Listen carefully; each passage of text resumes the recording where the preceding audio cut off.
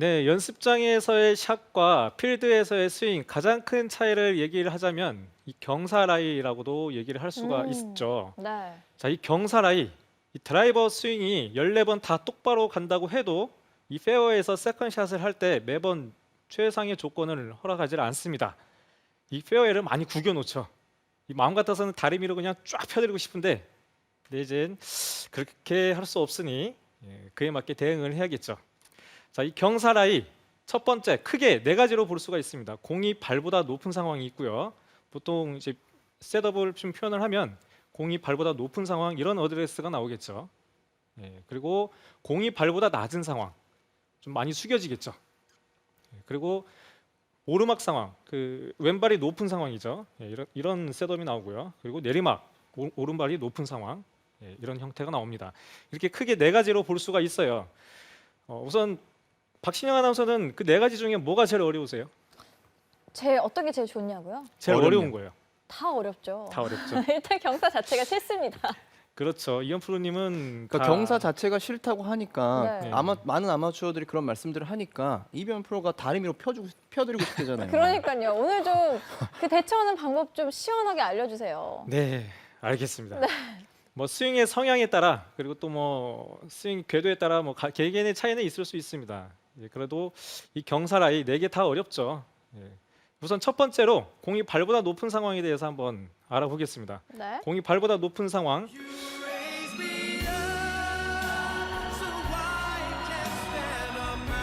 네. 실제로 올라가고 있네요. 네, 올라오고 있어요. 키가 좀 커졌나요? 네. 네, 많이 어색하네요. 예, 이렇게 자꾸 올려보내네요. 노래처럼. 가만 놔둬도 되는데. 네. 자, 이런 상황이죠. 보통 이렇게 공이 발보다 높은 상황은 우리가 흔히 훅라이라고도 얘기를 합니다. 훅라이. 뭐 이렇게 훅이 걸릴 거를 생각을 해서 훅라이라고 얘기를 하는데요. 내가 평상시에 그 타겟을 방향으로 서서 셋업을 하면은 공이 왼쪽으로 갈 것을 생각을 해서 이런 상황에서는 그렇게 보시면 안 돼요. 오른쪽으로 더 겨냥을 하셔야 됩니다. 공이 왼쪽으로 휠 것을 생각을 해서 목표 방향보다 우측을 겨냥을 해서 셋업을 하셔야 합니다. 제가 한번 잠깐 보여드리면요. 자, 보통 평상시 같은 이 매트 방향이라고 했을 때는 이렇게 셋업을 하겠죠. 그런데 살짝 오른쪽으로 돌아서서 셋업을 하고 샷을 하시면 돼요. 이렇게 살짝 드론의 훅이 왼쪽으로 걸리면서 굿샷. 이런 결과가 나오게 됩니다. 그러면 왜 훅이 나오는지에 대해서 한번 저희가 그래도 살펴볼 필요가 있죠.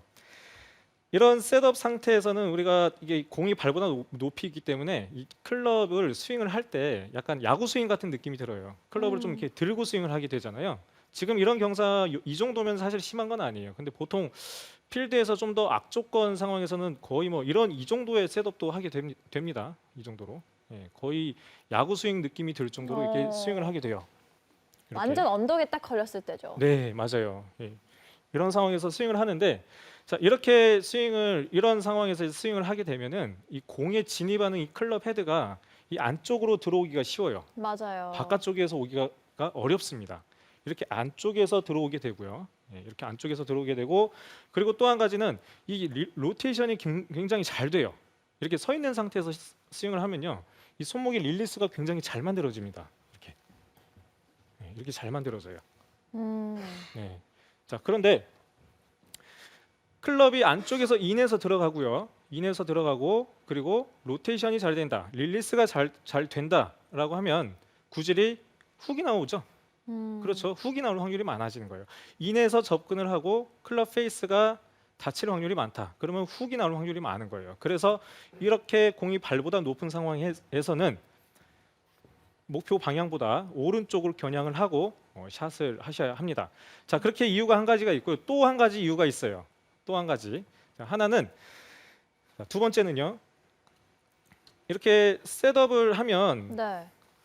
평상시보다 이 라이각이 좀 변화가 되죠. 이 토우 부분이 올라가게 되죠. 이렇게 셋업을 하면 이 토우 부분이 좀 몸쪽으로 올라오게 되죠. 그렇죠. 평상시에는 뭐 이렇게 내가 이제 지면에 평평한 곳에서 이렇게 셋업을 하는데 이제 공이 발보다 높으면은 약간 이런 형태로 되겠죠. 이 토우 부분이 몸 쪽으로 이렇게 들리게 돼요. 예, 토 부분이 들리게 되는데 제가 이 T를 좀 준비해서 여러분들이 좀 이해가 가기 쉽게 보여드릴게요. 자, 이렇게 목표 방향을 이렇게 할까요? 이게 더 낫겠고. 예. 목표 방향이 자 이게 이제 T를 딱 놓으면은 T가 가리키는 방향이 공이 나가는 방향이에요. 네. 그렇죠? 예. 자 이렇게 해야 그렇죠. 아. 이렇게 하면 이제 목표 방향이 이 화면상 제가 좀 잘 보이게 만들어볼게요. 이렇게 하면 이제 이게 바로 가는 방향이죠. 예, 이렇게 되는데 자 여기서 토가 들리면은 자 이렇게 되죠. 토가 들리면은 왼쪽으로 가리키게 돼요. 자 다시 처음에 이게 이제 열리고 닫히고에 상관없이 토가 들리면은 이 목표 방향의 왼쪽으로 가리키게 돼요. 그러니까 이 라이각이 변화로 인해서 로프트 각으로 인해 이 방향이 변화가 생기는 거예요.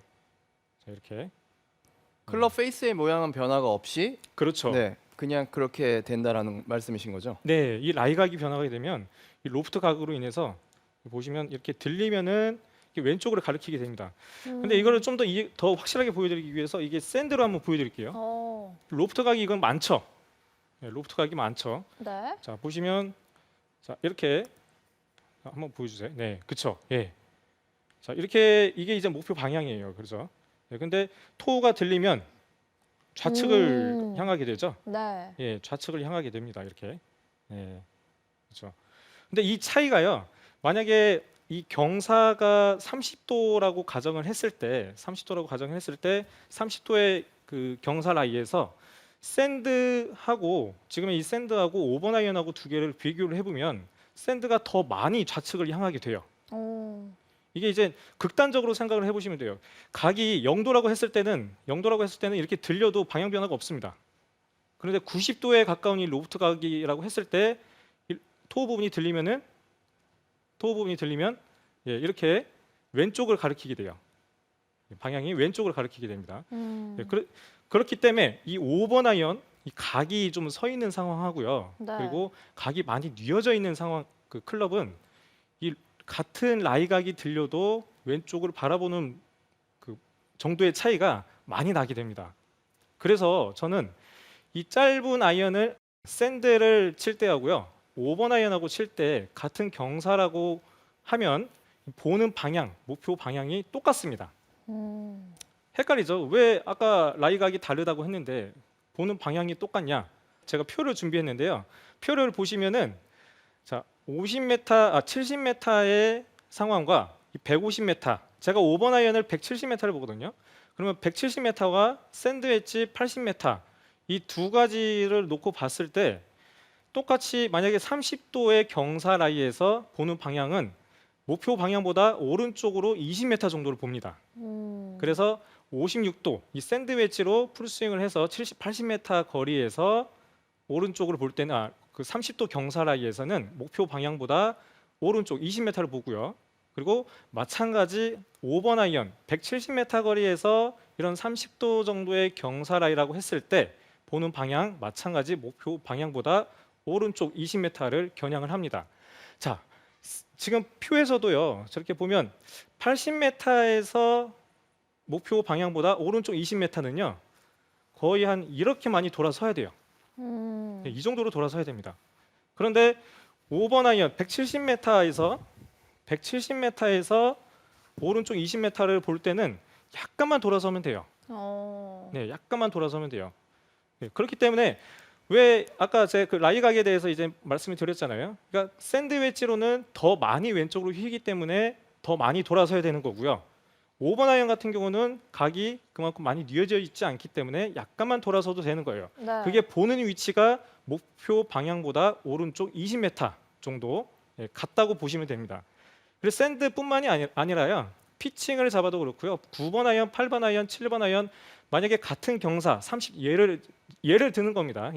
같은 경사 30도의 라이라고 했을 때 보는 방향은 오른쪽 20m 다 똑같아요. 그게 이제 라이각으로 생기는 이 방향 변화 때문에 이렇게 만들어진다고 보시면 됩니다.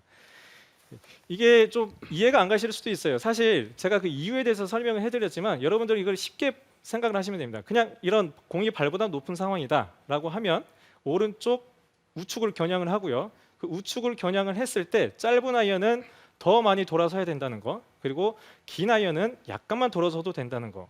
근데 그게 결과적으로는 같은 곳을 본다는 거죠. 그긴 클럽을 잡고 샷을 할 때는 어느 정도 좀 비슷하게 나가요. 어느 정도 비슷하게 가는데 이 샌드나 피칭 아이언을 잡고 샷을 하실 때는 이런 공이 발보다 높은 상황에서 샷을 하실 때는 왼쪽으로 많이 벗어나는 거를 많이 봤어요. 이게 그 라이각에 대한 이해가 잘 안 됐기 때문에 이 돌아서는 게 잘 안 되는 거예요. 쉽게.